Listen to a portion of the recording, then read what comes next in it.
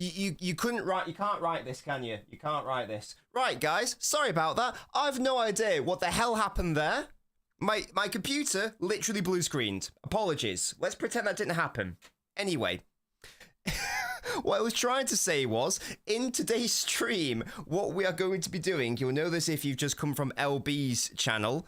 You'll know if you came from LB's channel. What we are going to do is go through Pep's, the formation that City used against Chelsea, refresh ourselves on why it works, why it sometimes doesn't work. If you are new to the channel, because I appreciate we've had a lot of new subscribers recently, so some of you may not have seen... Oh, are you kidding me? Not again? Oh my god. Oh my god, what is going on? Am I still alive? I'm gonna end my existence. What is happening here, man? Are you joking me? I don't know if you guys can still hear me. Has everything died? Can you guys hear me? What is going on? Oh, right. Guys, confirm for me. Can you at least hear me? If so, I'm going to go to my other camera. There's nothing wrong with my PC. I am live. Can you hear me, though? What I'm going to do... You can hear me. 1 second. I've got a plan. This is fucking shambolic, innit? I wouldn't be upset if you guys all unsubscribed.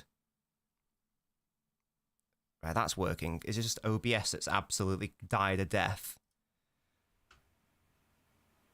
My OBS has just died. You can see me as well. Oh, I can't see me. This is so confusing. Sorry, 1 second. Bear with me, please. Don't go. On my end, I can't see me, so I feel like I'm broken. I just need to make sure that I'm not. What a memento. Sorry. Oh, this was going to be such a fun stream, and my computer's absolutely bottled it. And my computer's not cheap, guys. By the way, it's not cheap. Right, so that's working. For some reason, it's not working on my layout. I'll just... Anyway, right. Let's pretend none of that has happened, yeah? Everything's fine and dandy in the world. Everything's fine and dandy in the world. We are going to be looking at the 2-3-5 from Pep Guardiola and assess why it's good, why it's bad, that sort of thing. I'm going to go over there now, just so I don't have to look at me. Basically, my screen, you'll be able to see it. It's got like a that sort of thing. When I go to this screen, you'll see exactly what I mean. So let me just go to that now. I'm going to click that button, and it will take me over there. Nice. Hello. Ah! It's all going to pot, absolute pot today, isn't it? Guys, don't worry about little Phil in the corner. He's keeping me company, yeah? Guys, this is the state of play. I've not got like a preview, so I'm going to assume that everything's working fine. Oh god. Right, so state of play is as such. Here's the tactics board.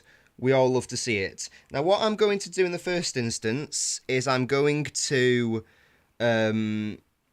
create the side that played against Chelsea. I'm going to sort of go into a bit of detail about why it worked. Yeah, this is an absolute shambles, Dave. 100%, mate. 100%. No idea why it's happened. I literally have had no issues with it all day, and then you'll have seen I was on LB stream, then all of a sudden it all goes to absolute pot.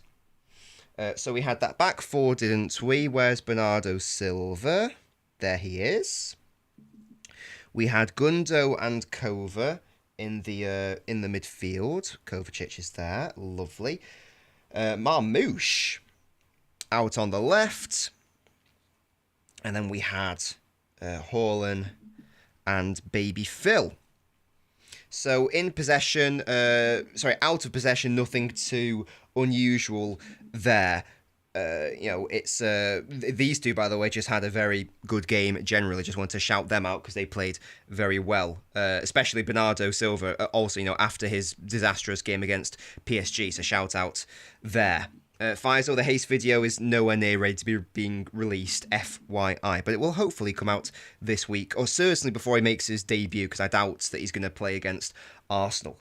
Again, this isn't strictly new information. By the way, that's what my OBS is showing, yeah? That's why I thought I crashed. Look at my face there. That's the face of someone whose PC's just crashed again. So that's why I was confused earlier. You can see me there. Again, there's little Phil there. This isn't new. We did it last season. If you watch my title tactics video towards the end of last season, then you'll already know how the setup works. We also did it against Spurs this season. But interestingly, this is the only... That was the only time that Pep deployed the 2-3-5 against Spurs at home. It actually worked for the first 15 minutes. Thereafter, it did not. But that was mainly because our defence was an absolute shambles. We actually created a few good chances from it, but then it was a disaster thereafter. So let's now create the actual shape that happens here. So this shape is totally reliant on these two players, essentially. Whoever the left back is and whoever the right back is. The reason why is because of how much they push up.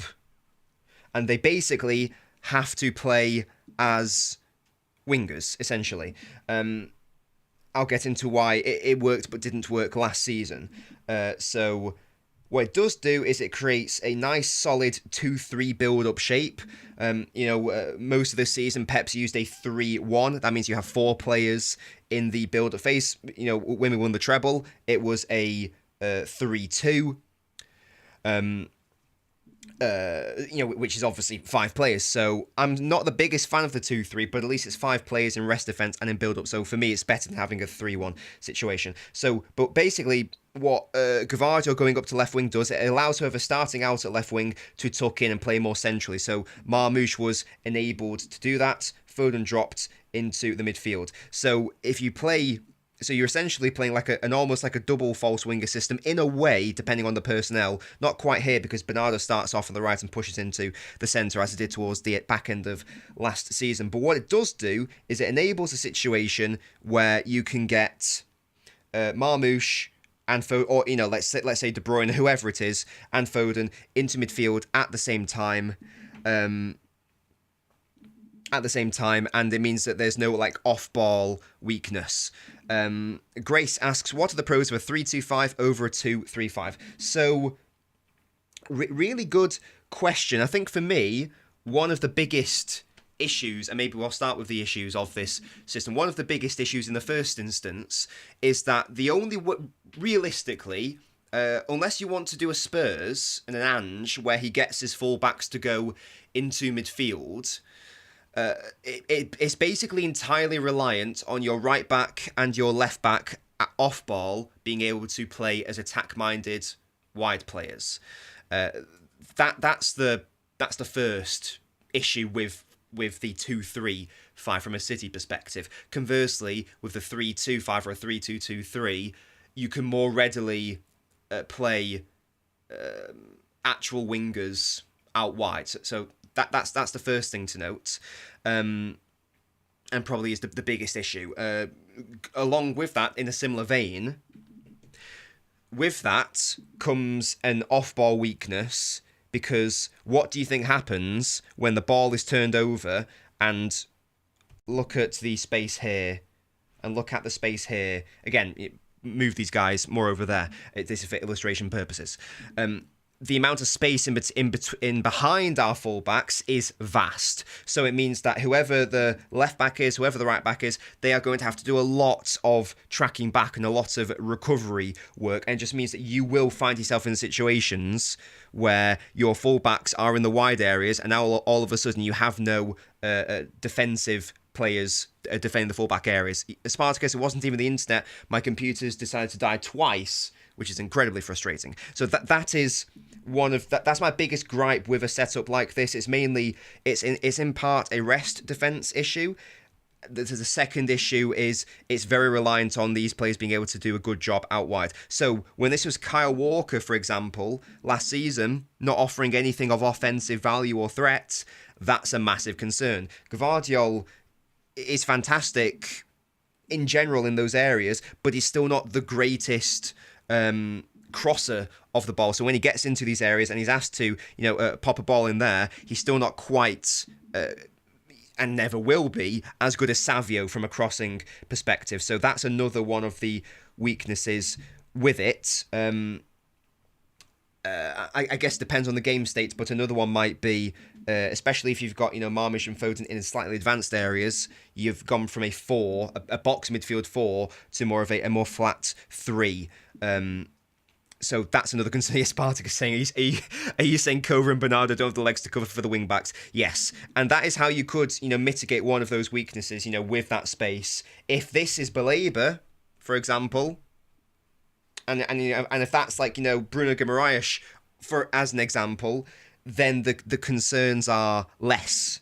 But that's basically great question. I think it was from Grace. That's one of the main drawbacks to this compared to my personal favourite, the 3-2. But that does involve one of the defenders going into the midfield to make it work ideally. Great question, as I say. Any other questions, feel free to pop them in, because I can see the chat in front of me.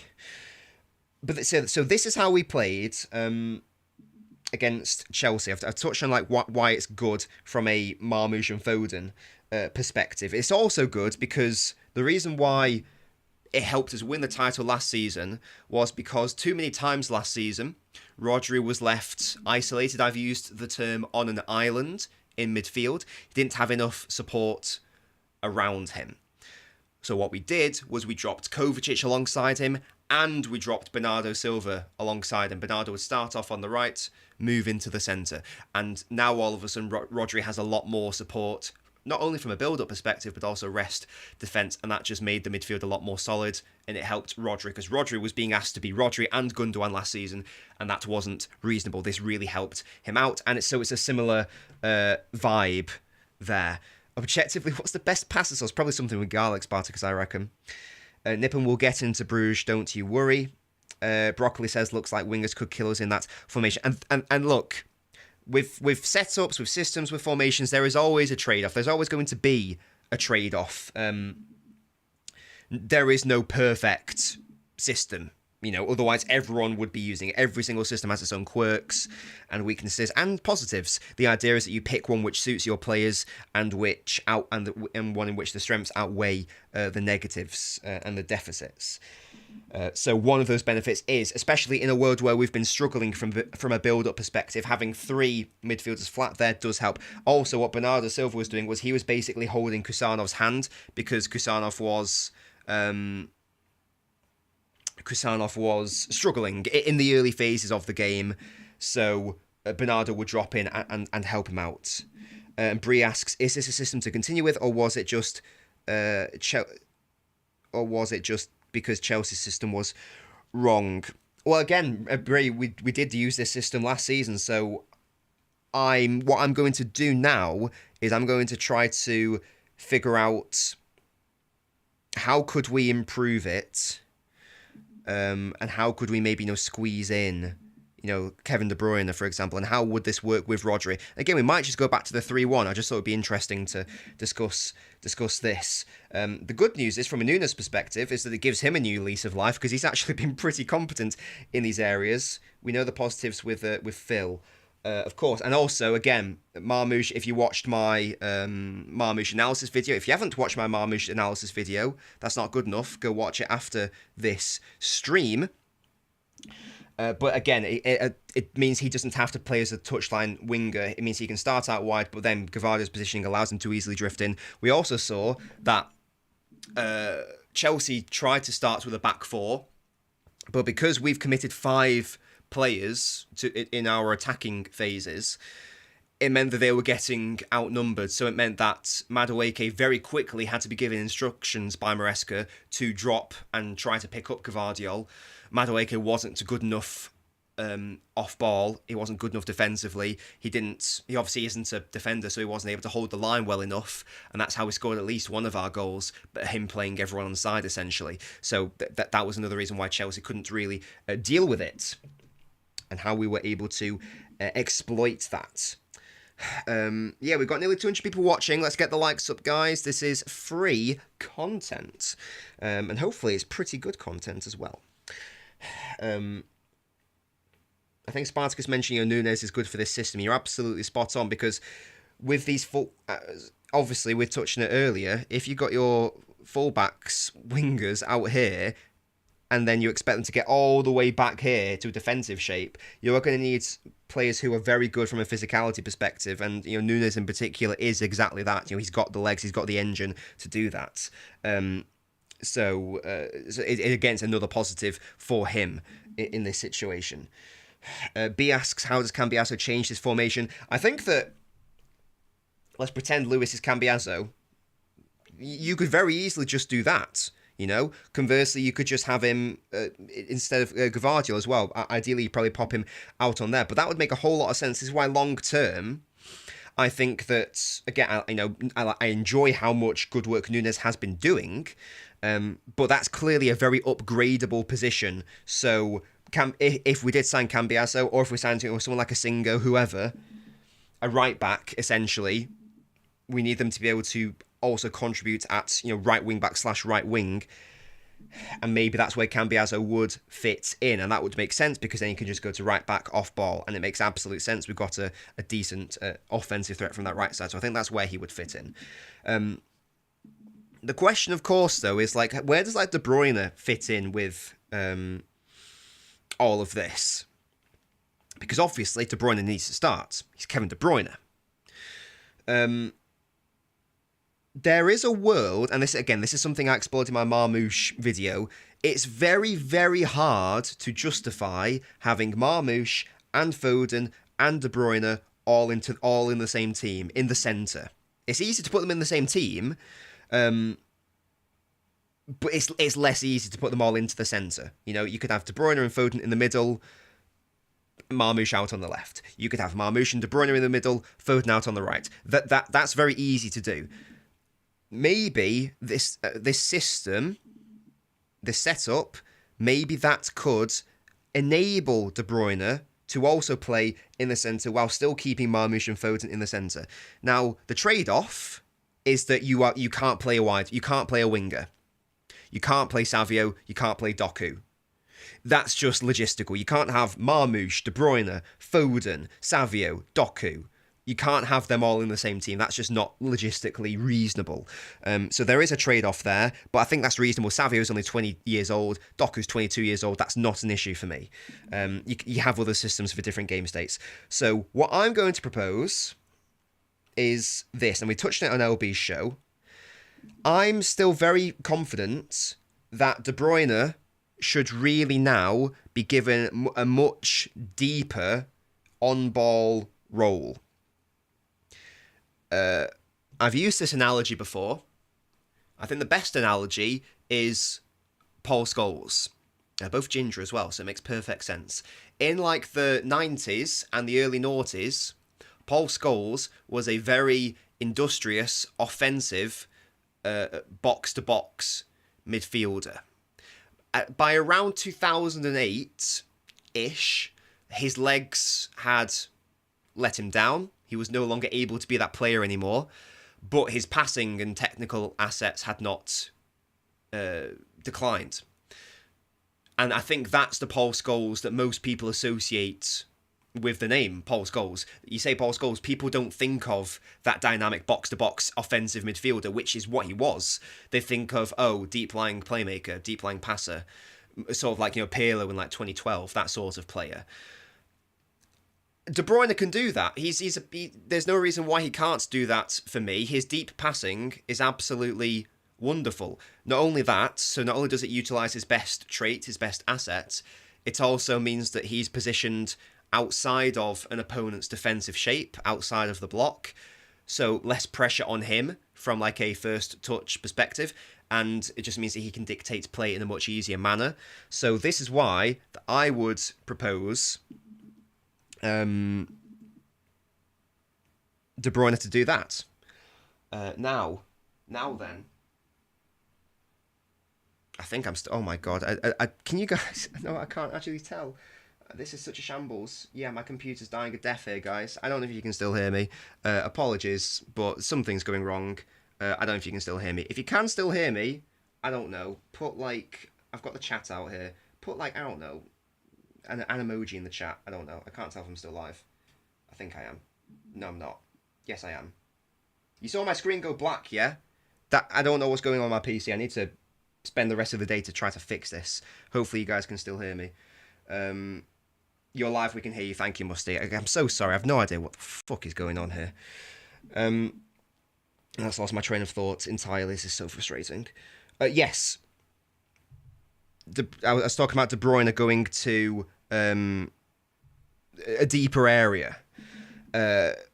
This would also be very useful from a Marmoush perspective, because Marmoush is someone who wants to make these very threatening runs. Kevin De Bruyne eats off that shit, yeah? He eats off that. So imagine now a situation where De Bruyne is picking it up from a deeper area. He looks up and he sees Marmoush and Haaland making these really threatening runs, and he can pick them out from deep. That's what I'm potentially envisaging as a potential workaround to get De Bruyne, Marmoush, Foden all into the centre all at the same time. I don't think... Now, in an ideal world, when it goes... We'll talk about off-ball in a second. In an ideal world, you could have De Bruyne just going to the centre, but that's not practical. So there is a workaround which we will discuss. It's not ideal, but it can 100% work. It can definitely work, and again, it's not ideal. In fact, shall I show you that now? Yes, I will. So let's say, I'm just going to pop in Ruben Diaz here for argument's sake, just for now. So off ball, hopefully everyone can agree that on ball, this is very lovely and very nice. You know, the midfield's got runners in Marmoush, it's got small space experts in Foden, it's got long space experts in Kevin De Bruyne, it's got our best option, arguably at 6 there, and we'll touch on Bernardo in a moment. Off ball, how does it work? So the 4 stays the same. Marmoush at left wing stays the same. What would happen though, because you don't want De Bruyne to be in the centre, in like central midfield there. So you could have, you could either have Foden going out to the right, De Bruyne then going back to like a striker position, and then that sort of situation with, Kova and Bernardo, or Kova, Gundogan, whoever it is, in the centre. Alternatively, you could have like a 4-1-4-1, which is also something that we've done. And De Bruyne has shown that he can play there because there's less defensive burden on him. So both of them work. I'd probably prefer it to be where De Bruyne is out more close to Haaland rather than in the centre. But I don't think it's unreasonable to say that it could work. You get what I mean? With having De Bruyne in the centre. And it gets even better if we think about next season as well. So, next season, obviously, we want Rodri back in the team. Yeah? We also want a replacement for, or rather, a perfect partner for Rodri. Pretend, just enable me for a second, guys. Enable me. Pretend that this player here is Belabor. Just enable me, yeah? Now, I'm going to create that. And also, maybe pretend this guy's, Cambiaso or whatever. An upgrade as our right back going up to right wing. So now what happens? Let's have another look at it. So Rodri obviously goes into the 6. And now we've got Belabor covering there. Yeah? Now all of a sudden, the out of possession pivot becomes Rodri and Belabor, and that helps out even better from a transitional perspective. The issue will obviously be that, if we lose the ball in around here from a counter-pressing perspective, De Bruyne is not really going to be able to do that. But it is a workaround in order to get all of these guys into the centre. I can't really think of how else you'd do it logistically, to be honest with you. I think this is one of the only ways it can be done, and does involve accepting that De Bruyne has got to be that deeper player. If anyone else has got an idea as how to get KDB and Marmoush and Foden all into the centre, let me know, because I do genuinely want to explore other alternatives. I'm just trying to think of how else it could work. I suppose that you could, there is a world where you develop Foden's game even more, and you try to mould him into this player who's more consistently deeper. And I don't hate that idea, because I think that Foden could definitely do that. But I'm thinking more about getting De Bruyne's passing into those deeper areas so we can find the runs of Marmoush, Haaland, if this is Cambiaso, his runs, etc. But let me know what you guys think. Let me go to the chat now, because I can look at it on my phone. Praneet says, pretend it's Bruno G. Brilliant. Sane's more of a touchline winger, says LeBron. This formation is reminiscent of Prime Klopp's Liverpool, says Daniel. If KDB gets on the left DM, he wouldn't have the legs to cover defensive duty. Should get on Kova's position. Realistically, the true six needs to go into the centre with this setup. Midfield needs to drop very deep to help with centre backs for this formation. Not sure putting KDB is the best idea. What happens to Savio and Doku? Well, they don't start in this system. Pretend Bernardo isn't there. Yeah, he's Belabor. How about we go over 3-5-2? I don't think Pep will ever do two true strikers. MD says 2-2-6. Oh, we tried that against Newcastle. I didn't like that, I can't lie. Why do I like Belabor so much for City? Because he complements Rodri perfectly. That's why, B. We've already done that, Brugge, in the past live stream, the hypothetical tactical build. Where would Naipan fit? I don't know enough about Naipan, I can't lie to you. Vishesh. How about we go to a 3-5-2 with Marmoush and Haaland up top, and Marmoush as a centre forward. I don't think I like the idea of Marmoush playing as an outright centre forward for City. The way that you would do... The best way to do that is to drop one of De Bruyne or Foden. That's the trade-off. If you want to get Marmoush solely in like a second striker situation, I think the only way that truly works is to ditch one of De Bruyne and Foden. Or I guess you could play Foden out at right wing, maybe. Should we try to make that work, maybe? So if I've got Foden playing at right wing now...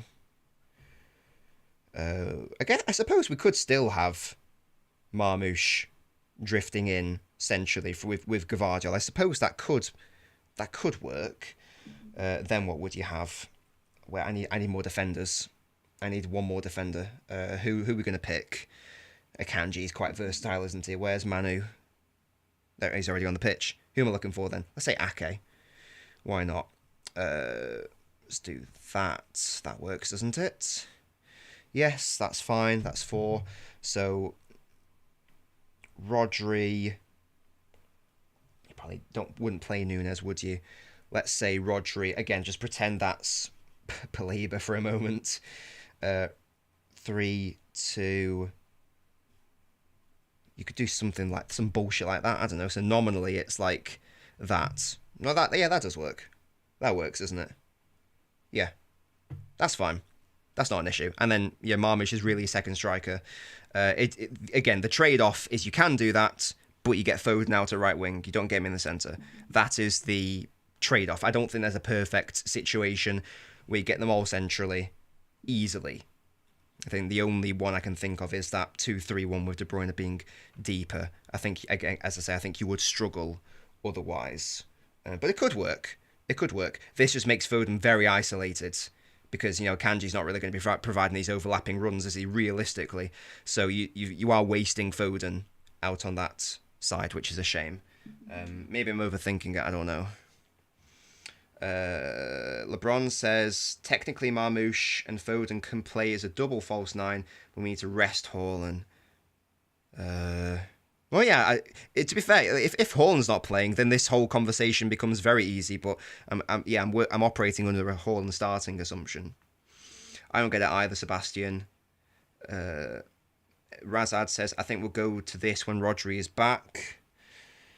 I just don't like it from a... I just don't like Foden being out at right wing isolated. Like... You can play Foden out on the right if you don't play him as a touchline winger, but he's not going to get enough support, I feel like, if you do that. So I just think Foden's wasted in that setup. And we need to get Foden on the pitch because he's one of our best players, obviously. We can use the system for wide play and include Doku and Savio over Yoshko and Foden. Well, we need Yoshko because he's got to play it. We need a left back there to push up. Moat says 3-2-1-2-2. 3-2-1-2-2. I mean, it's very similar, really. Yeah, I just worry about our wide plays being isolated, that's all. I don't think it's worth it, because basically, why we're doing this? We're doing this to really force Marmoush into like a striker position. I don't think that the trade-off of where it impacts the rest of the team is valuable enough to do that. This is why I personally see Marmoush's position as like a proper false winger vibe. Can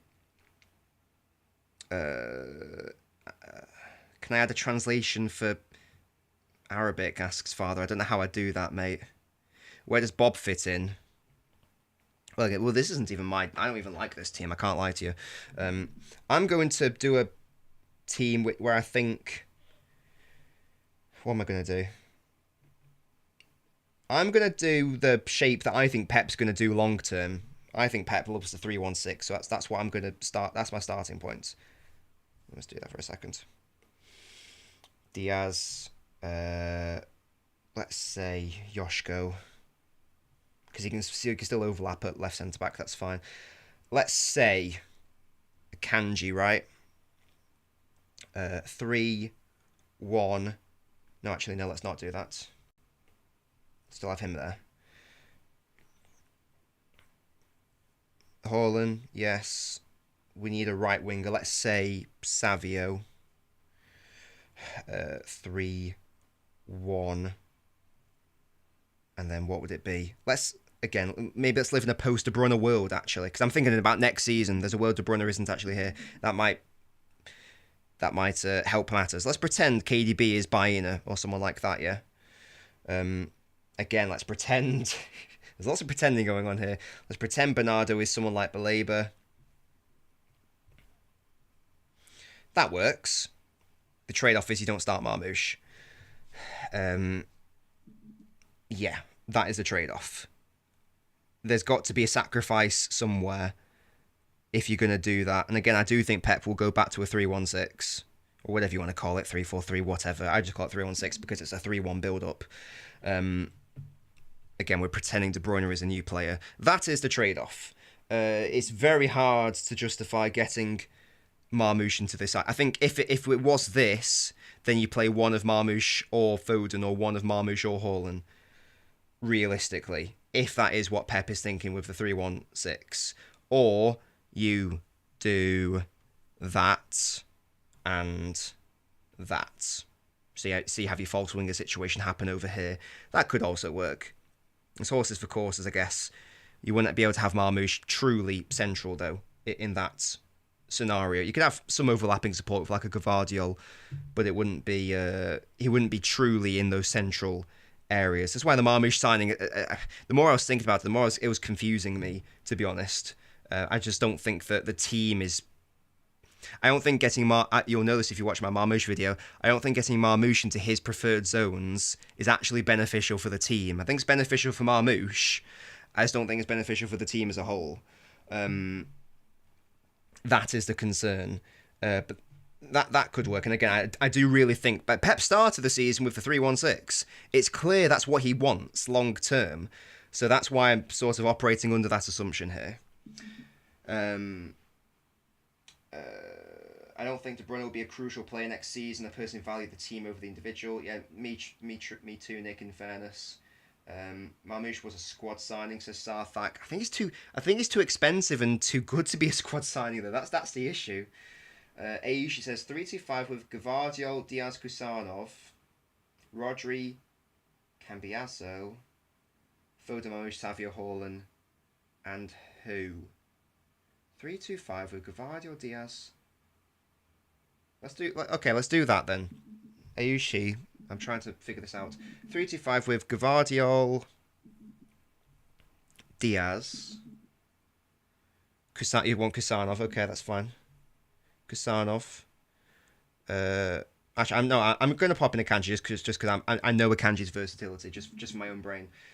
Rodri. So you want the old progressing situation, which could absolutely work. Just for illustration, I'm gonna pop in Stones. Where is he? Where's John? Oh, I haven't even put Stones here. That's how sure I am. He's just gonna get injured immediately. Yeah, that's a class. That. Just pretend that Rico Lewis is John Stones, guys. Yeah. So that's the 3-2. So we it looks like we're making a box, which is great. Foden, Marmoush. So this is in the post KDB world, is it? Foden and Marmoush. Makes more sense for it to be like that, probably. Foden. Where's the comment gone? I've missed it. Where's Aisha's comment gone?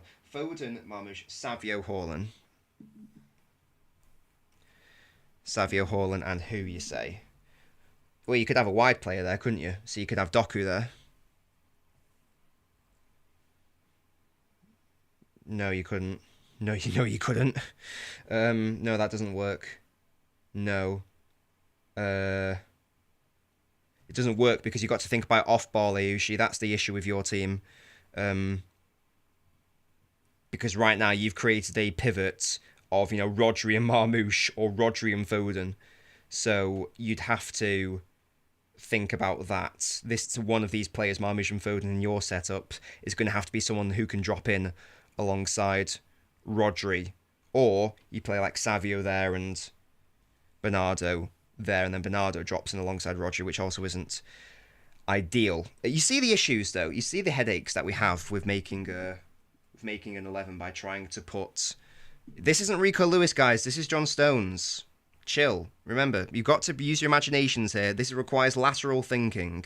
You've got to pretend this is John Stones for the purposes of this example. Nobbins, can you make the treble system with our current squad? Not really, unless we pretend Rodri's fit, if that's what you mean. This is what... Right, I'm going to show you maybe like one of... I really think there's something in Guardiola pushing up into the midfield. I really think there's something in that. I don't quite know yet why we haven't properly committed to that as a concept. That upsets me. That does upset me. In which case, that 3-2 is lovely. The concern... Well, it's not a concern, I guess. It's just a practicality. One of these two players, by definition, has to play out of possession alongside Rodri. That's got to be the starting point. In the treble winning year, it was Gundogan. Yeah? So there are two ways that we can go about that, I suppose, if this is our starting point with this 3-2. The first one, I guess, is that you could do 4-1-4-1, in which case you've technically got three in the centre, so it makes it less important that one of them is like a definite player there. But I just don't see it making any sense. It just doesn't make sense for that to be... Yeah, this doesn't work. Practically, that doesn't work. Alternatives are... Foden is coached, trained, whatever the term is, to be able to take that evolution in his game to the next step. And he becomes like an out, player who can play as an 8 rather than a 10. I do think he can do that, but that's a big risk. There's no guarantee that works. Alternatively, this is where, again, just pretend, you use your imagination, this is where someone like Baleba, Bruno Guimaraes, whatever, this now becomes their starting position. That works. From an off-ball perspective, they would just drop alongside Rodri. They would have to be good enough on ball. So if that was Baleba, for example, he would have to improve on ball. And that's absolutely fine. I expect him to do that. That would work. And then you wouldn't play Bernardo, would you? Let's say, for argument's sake, Savio. And then you need like a wide player out there. And this is where maybe, you could play. Where's Marmoush? You could play Marmoush for an example, but that would require Marmoush to go to the wings. That doesn't mean that he has to be isolated on the touchline for 90 minutes, but it does mean that nominally his starting position is out on the left. Whoever is here can, Guardiola, for example, can provide like an overlap or an underlapping run. This player as well can also do that. Like De Bruyne did to Doku against Ipswich. That could be a thing. But you see what I mean. This is why my starting point isn't get Marmoush into the centre. That's not my starting point, because I don't think that's inherently beneficial for the team. I think that potentially causes more concerns than positives in respect of the impact across the board. So my starting point is not, we must get Marmoush into the centre. Does that make sense? I don't know about having Bruno, Baleba, Rodri all on the same team. One would have to be benched, says Sebastian, for sure. Where's Jack Grealish and all this? He's probably moved on in the summer. 3-2-5. Diaz, Akanji, Kusanov, Rodri, Baleba, Savio, Foden, Hall, and Marmoush, Guardiola. I think that would solve it. It would just mean that we wouldn't be able to play De Bruyne there, assuming that he's staying next year.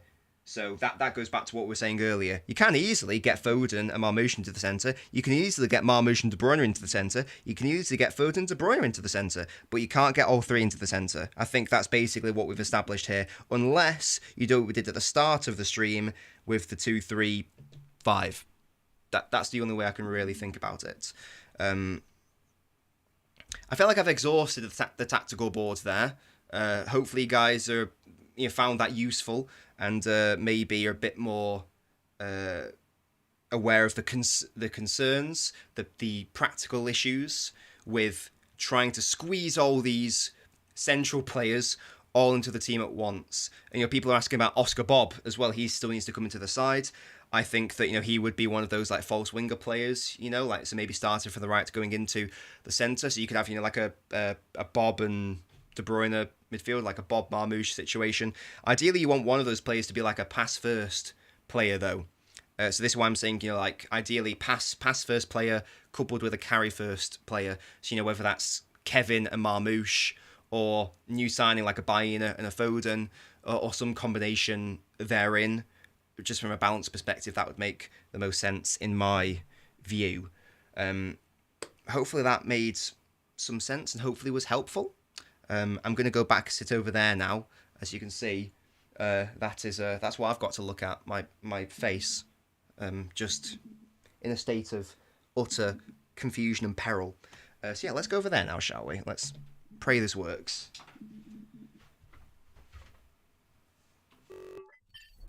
Right. I believe that we are back. Plug that bad boy in. Also, apologies if I sound very what's it? Like not switched on. I am under the weather, I'm afraid to say. So hopefully you guys can forgive me in that sense. But yes, I'm sadly not feeling too hot. Can I reload that chat? Yes, I can. There we go. Hello, Nerlan. Faisal says we are officially back. Not sure about that one, mate. Not too sure about that. It's also bloody hot in here because of all these bastard lights. I might need to...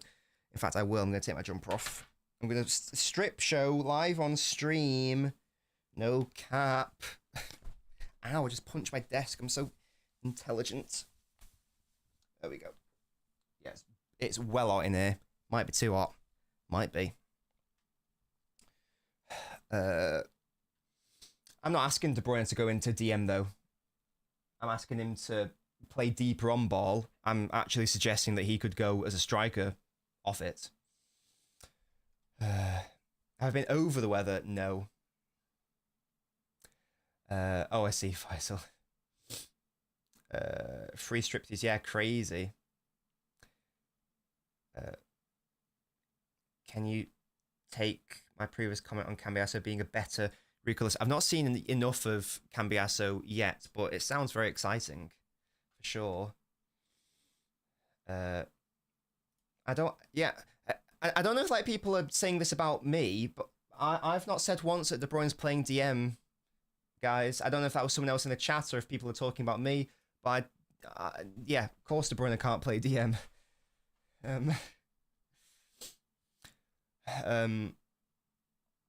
Oh, okay, someone in the chat, Fez. How do you set up your live tactical board? It's mine. I'm sorry, I'm not going to share it. I am gatekeeping. That is mine.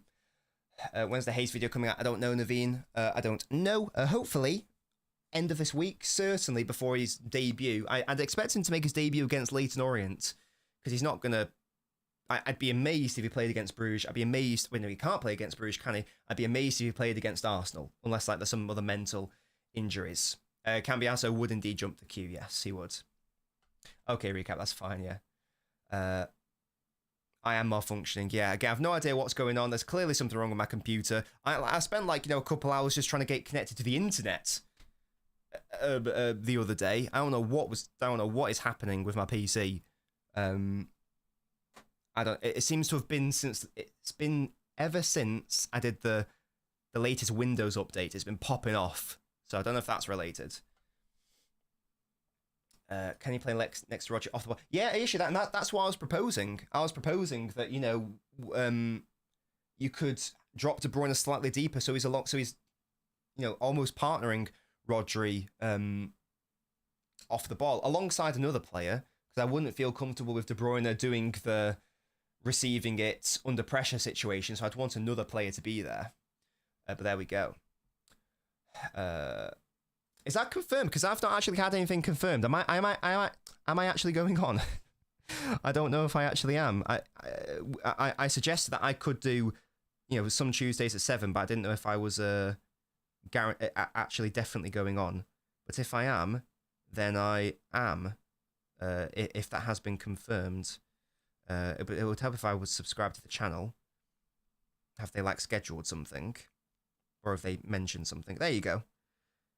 There you go. I am indeed. It looks like I am indeed on with Martin, Antone, and Big Steve and Daps at what's that time? What time is it scheduled for? 7 o'clock. So go watch that at 7, I guess. Go watch that at 7.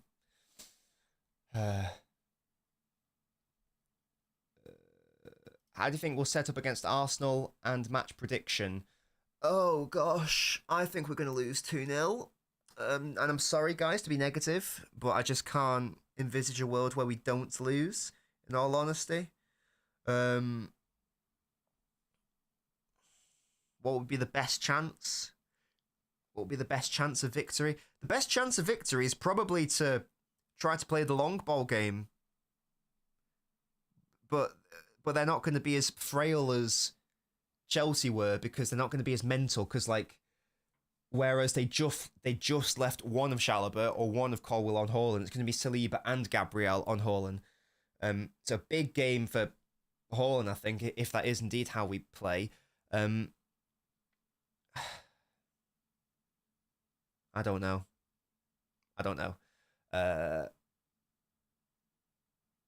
I'm just trying to think of what's the best way to score. Because they are, amazingly, despite Arsenal being in supposedly, if you listen to enough of them, being in the biggest injury crisis in the history of the universe, seemingly at times, they've got everyone fit apart from Saka, basically. So, yes, Saliba's not injured, is he? Unless that's a new injury, in which case I'll shut up. But Saliba played against whoever it was recently. He played against Wolves. So, Raya's fit. As I understand it, they've got a first choice back four in Timber, Saliba, Gabriel, Calafiori.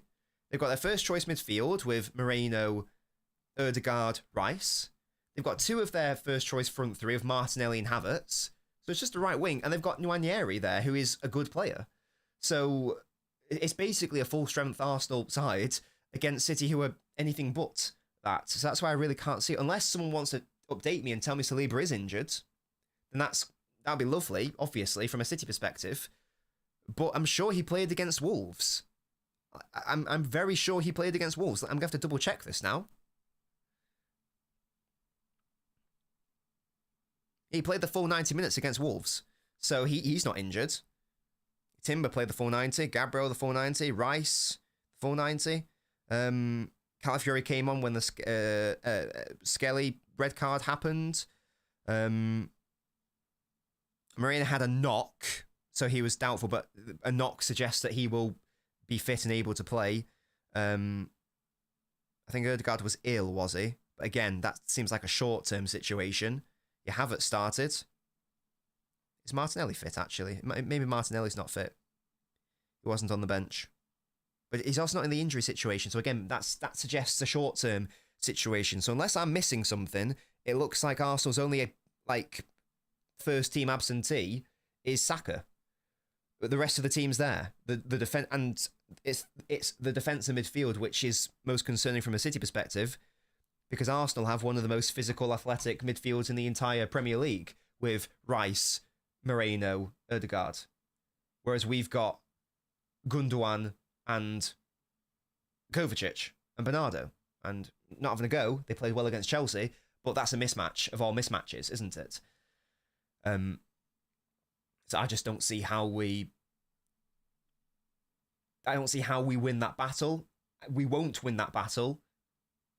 This is why I'm suggesting that we should just go long, in all honesty. Accurately, of course, but maybe that is the play.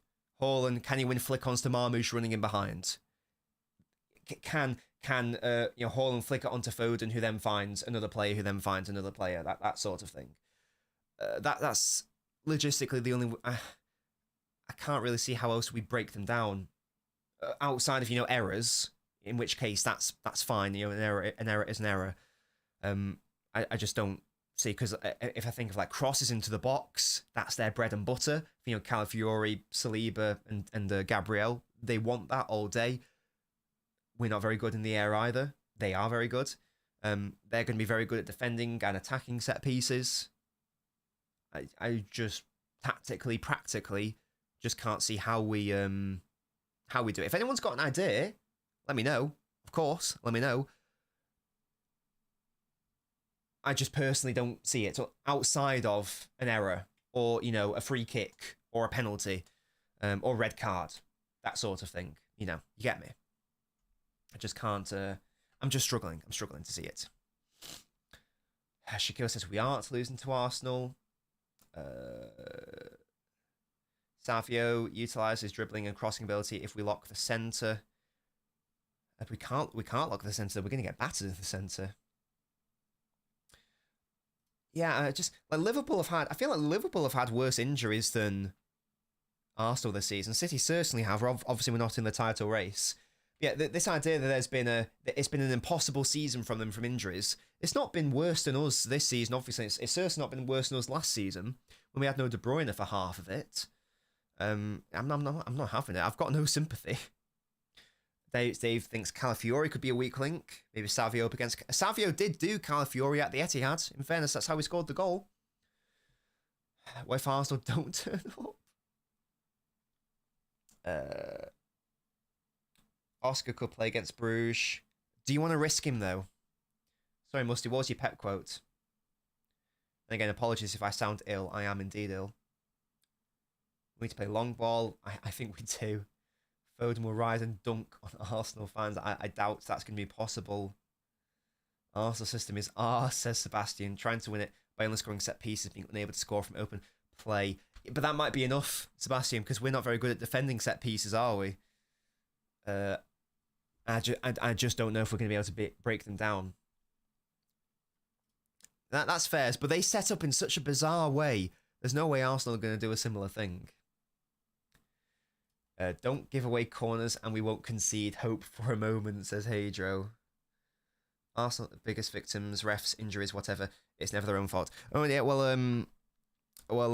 indeed. So I don't know if you watched the Judge Mo show yesterday, but before I had to leave because I had another commitment, I was pressing I think pressing's right. I wasn't being rude. I was just like, pressing Rory on his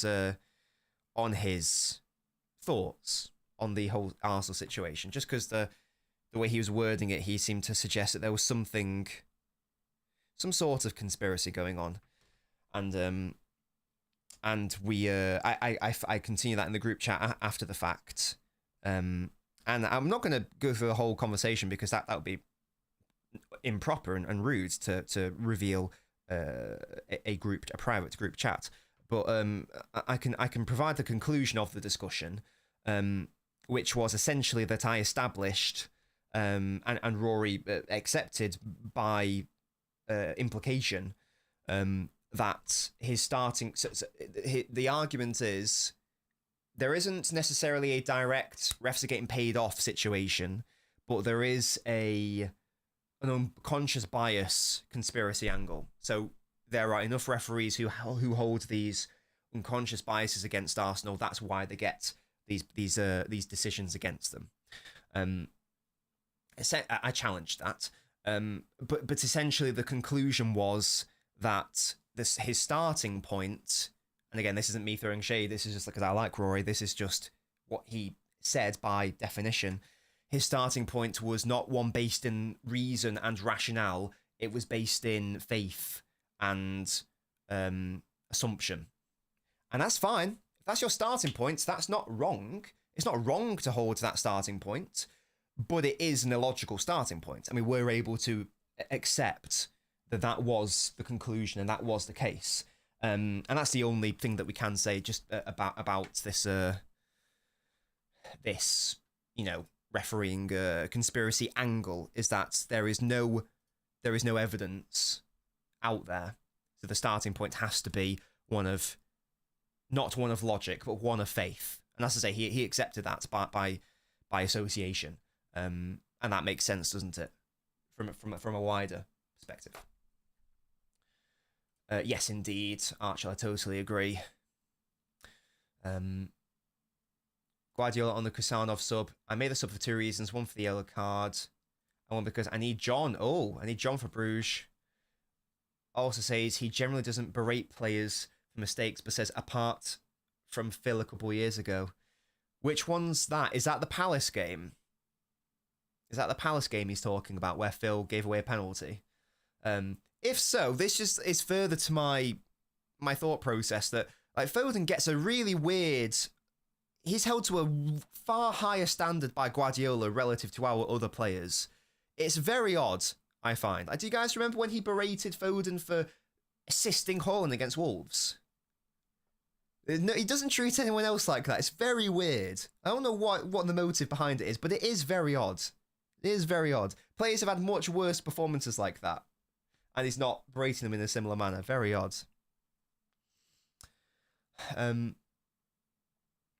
Why haven't we bought a midfielder, says Naveen. We discussed it on LB's show. I think that the conclusion is that you can't get your main man now to get a stopgap now, get the main one later. Whether I agree with that is another matter, but I do agree that we don't want to have another Núñez situation, that is for sure. Exactly, Dave. Yeah, I expect Gabriel to do that. Well, this was the issue. So basically, because again, I don't want to spend too much time on this, but it's essentially, if we are to believe that there is a Arsenal unconscious bias conspiracy within the PGMOL, that means that we are implicating all of these players, all of these officials.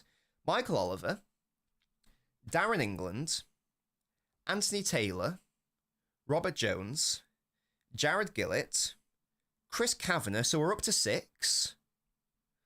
And there's actually at least 2 more. Where are they?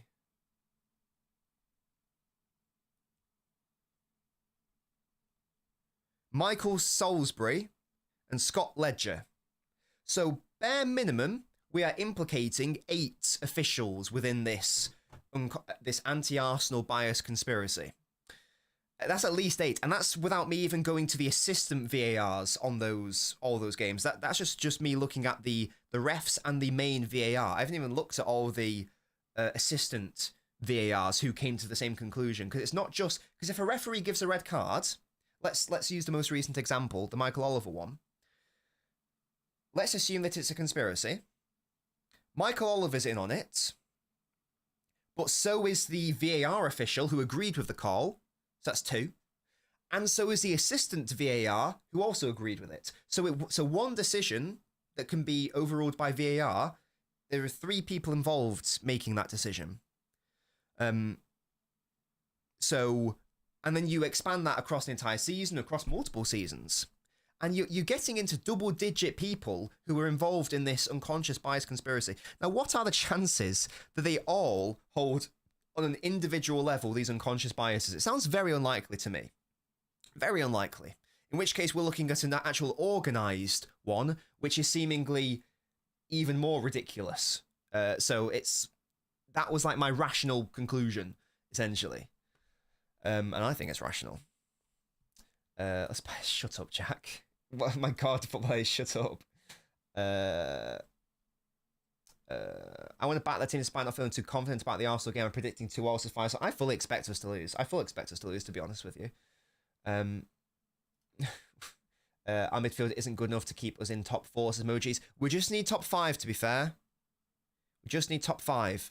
Theoretically. Maybe. Based on the data, we just need top 5. And this is, again, another reason why it doesn't work. Because it was Liverpool fans who were saying this. They were saying it was a pro-City agenda and an anti-Liverpool. Okay, interesting. But now, all these results are detrimenting Arsenal but benefiting Liverpool. So these officials a few years ago were anti-Liverpool. Now they're pro-Liverpool? By association? Okay, interesting. It's an interesting one.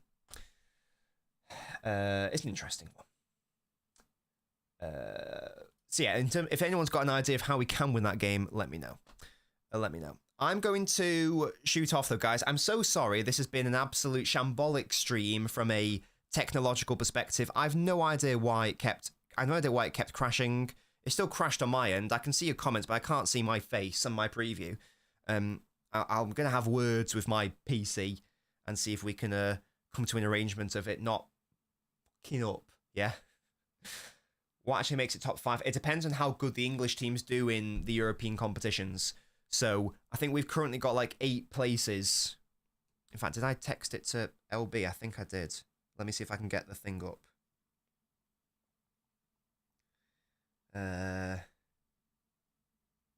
With a memento. Here we go. Right. There are 7 active teams in the... 7 active English teams in European competition right now. The top 2 get that extra space, that bonus Champions League spot for the 25-26 season. According to Opta, as of right now, there is a 98.5% chance that England gets one of those 2 spaces. There is a 63% chance that Italy gets the other space. There's a 27% chance Spain get it, and then you're in single digits, 9% for Portugal, 1% for Germany, 1% for Belgium. That's because like Leipzig are fucked up, for example. Right now, in fact, let me go look at the tables, because that was a couple of weeks ago. I think City are the only team who are at risk of being an English side and not going through. So let me look at the Conference League table. So are Chelsea the only English rep? I think they are. Yes, Chelsea are top. They're going to qualify, obviously. So that's fine. The Europa League, I think that Spurs and United are okay. I don't watch Europa League, unless City are in it. Well, United are currently in the guaranteed spot. Where are Spurs at? Hello? Where are Spurs at? Spurs are also in the guaranteed spot right now. It's very likely those 2 qualify. So we actually want United and Spurs to do well. We want them to do well. And And in terms of the Champions League, I'm pretty sure we're the only one at genuine risk of not qualifying. Yeah, Aston Villa are guaranteed to qualify. Basically, I think Arsenal are, Liverpool are. It's only City. So if we do our job against Brugge, then all 7 English sides will still be through. And I think that all but guarantees the coefficient situation. That all but guarantees the coefficient situation. In fairness, I think United are guaranteed to go through even if they lose. So yes, so being 5th should be enough. Should be based on the data, based on the stats. Hopefully we finish top 4 and we don't have to worry about having to rely on the 5th spot. But it's good to know there's a little bit of a parachute there. Parachute, like a bit of a safety net there if we don't end up doing that. We'll see, though. We'll see. I will be live tomorrow for Brugge. Make sure to join me for that.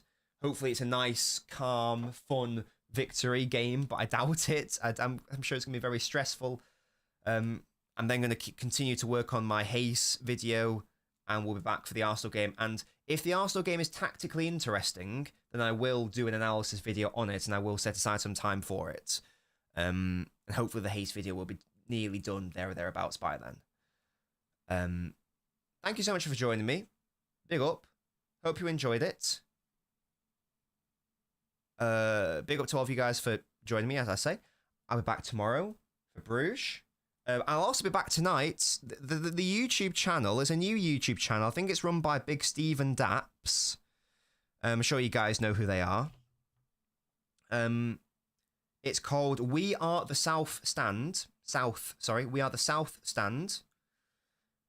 It's a live show. I think it's going to be around an hour tonight from 7. It's myself, Martin, Tone, and then the 2 hosts, Big Steve and Daps.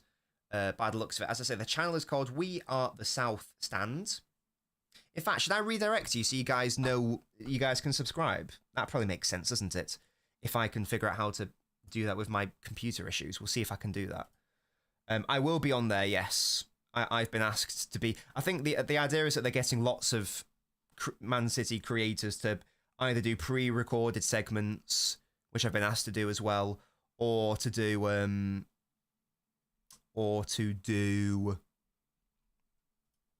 live shows. Big up to Donna, by the way, who renewed her membership. Big up to you, Donna. Thank you for that. Just seen that notification come through. Customization, redirect, add. We Are the South Stand. Massive. The stream is called Massive Week for Manchester City with Big Steve, Martin, myself, Tone, and Daps, of course. Give it a go. I mean, I'm sure it'll be good. I'm sure it'll be lovely. I mean, I'll be on it, so I'm sure if you guys like me, I'm sure it'll be good. It'll just be... It looks like there's 5 people talking about City. So it'll just be like a panel show, won't it, I suppose? It should hopefully be fun. If I enjoy it, then I'm going to keep doing it. If I don't enjoy it, then I won't. But I'm sure I will enjoy it, so I'm sure that won't be a problem. Until next time, guys, thank you so much for joining me as always. Thank you so much for your wonderful support. And I will catch you all.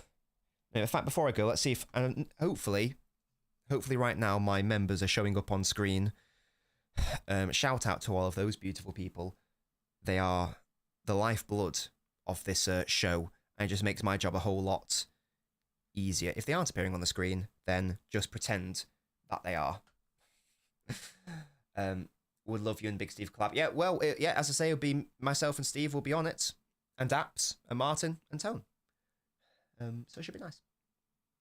How many of the next 5 big Premier League games are we winning? All of them, Ayushi. Big up. Big up, yeah. It is. They are showing up. Shout out to all these beautiful people. Where's the Jack widget? Jack, if you want to get on the widget, mate, $2.99 a month, you can be that guy. Do I remember the 18-19 season? Oh, do I remember the 18-19 season? Memories. That was when we were like quite easily the best team in the world, like by a fair margin as well. Oh God, well, not by a fair margin because Liverpool weren't that far behind us, but yeah, that was one of the, in terms of the title race, that's the highest quality it's ever been. You know, no 2 sides have ever touched those levels before. in Premier League history. No chance. No one has got close, to be honest with you. Absolute scenes. Thank you guys for your support. Apologies for the PC issues. I'm going to try to fix them. I don't know what's going on. Until next time, thank you as always. I'll catch you on We Are the South Stand at 7 PM. This will redirect you. Goodbye.